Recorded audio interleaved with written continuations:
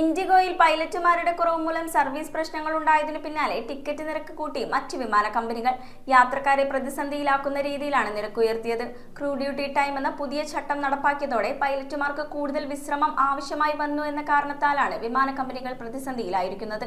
ഈ ചട്ടം ശരിയായി നടപ്പാക്കുന്നതിൽ വിമാന കമ്പനികൾ വീഴ്ച വരുത്തിയതുകൊണ്ടാണ് പ്രതിസന്ധി ഉണ്ടായതെന്ന് പൈലറ്റുമാരുടെ സംഘടനകൾ പറയുന്നു.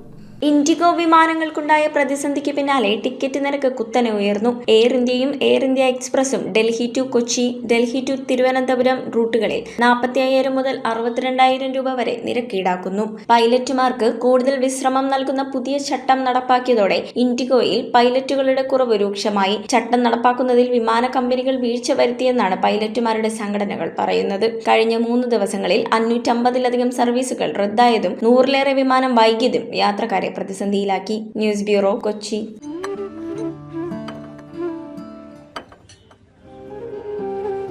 കഴിക്കും. സൗഹൃദങ്ങൾ മനോഹരമാവട്ടെ. സോൾട്ടിലെ വിഭവങ്ങൾ പോലെ. The salt restaurant.